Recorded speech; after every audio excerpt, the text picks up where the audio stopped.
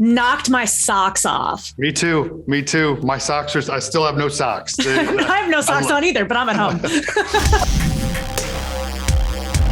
Hi, Grant. How are you? All right. I'm doing well. Let's kick off the fun. Let's do it. Well, I'm so excited for this series. The first 4 episodes were fantastic. So congratulations. Oh, thank you. What was your number one goal in making Moon Knight the series? I think the number one goal in making this series was really reflect an incredible character that was created decades ago. I mean, this is a character that was first launched in 1975 in the issues 32 and 33 of Werewolf by Night. And then he went on to bounce around in a couple different Marvel IPs for the next 5 years. And then Moon Knight issue number 1 came out in 1980. So, I mean, as you can tell, we're almost dealing with, good grief, 40 plus years of storytelling. And the main goal was really just to give those fans of those decades of comics something to chew on the screen and to be excited by. And I think we did it. I think we did it with Oscar Isaac. I think we did it with May Calamawy and with Ethan Hawke, our incredible cast, and our incredible directors, Mohammed Diab and Benson and Moorhead. I think we've made the fans of the IP on the page happy, and we'll find out March 30th. Oh, definitely. So you mentioned there's a lot of diehard fans of Moon Knight, but then there's also those people that say, I've never heard of this character, more obscure, like where do I dive in? If you could recommend like a wine and cheese pairing, like is there a comic you feel like people should read if they want to know more about Moon Knight before they dive into the show? Well, here's the great thing about the Moon Knight series we made. It's definitely in the Marvel Cinematic Universe. But whether you have seen all of the other Marvel Cinematic Universe offerings or whether this is your first deep dive, as long as you're a fan of really good storytelling, I think you're going to find an aspect of Moon Knight for you, and you don't need to have that previous knowledge. But if I was going to pick a pairing, I mean, it's one of the things I always point out. Always go back to the origin story. Always grab that 1980 issue number 1. Find out, how he was first represented on the page. So that's the first pairing I'd always give them.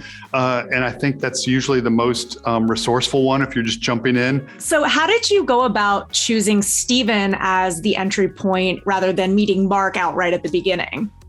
Well, I think that hats off to our head writer, Jeremy Slater. One of the things that Jeremy really wanted to do from day one, he said, I want to put the audience in the front row seat. As this mystery, as this adventure unfolds, I want them to be in the front row seat with the characters. So as Steven is learning about this new life with Mark, and as Mark is learning about this new life with Steven, I want the audience to feel it as they feel it. And that's really the way he wrote episode number 1. And I think it was extremely smart because it gives that audience an automatic connectivity to the character and the emotional struggles that both Mark and Steven and Moon Knight and Mr. Knight are going through for that matter. I think it was a very wise decision. And again, hats off to Jeremy.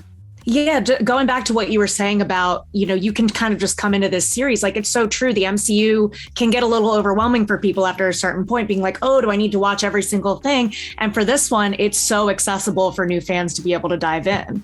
Accessible indeed. I do think, if you're a fan of the Marvel Cinematic Universe, you will see those Easter eggs that we've peppered throughout this. And I think you'll get a kick out of them. But again, if this is your first dive into the MCU, I think this globe-trotting action adventure that we take Mark Spector on and Stephen Grant, I think you're going to enjoy it. And we'll find out March 30th. I can't wait.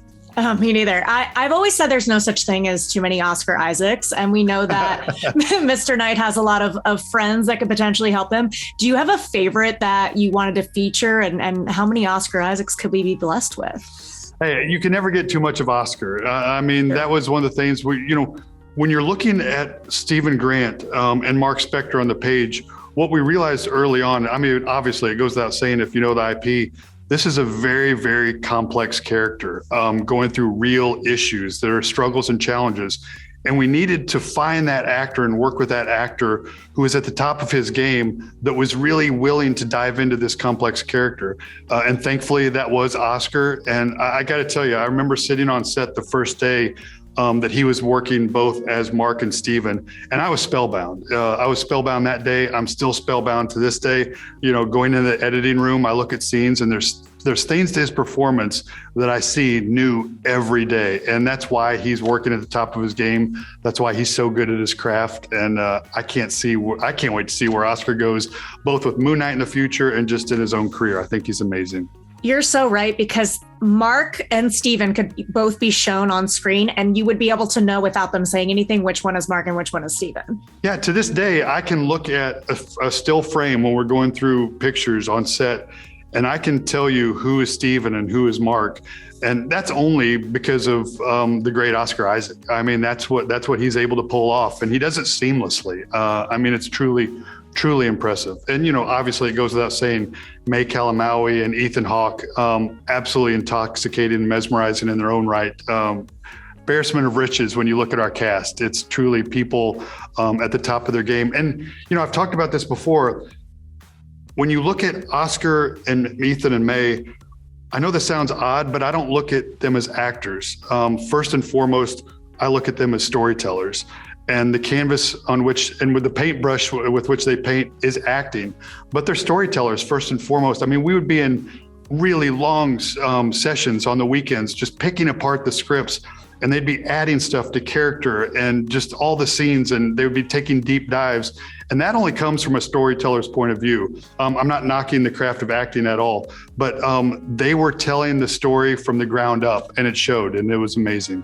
Yeah. Well, speaking of Ethan and May, they have, these characters, Layla and Arthur, and a lot of people are wondering, is this a comic counterpart? Is this somebody we already know on the page? Is there anything you can say about that?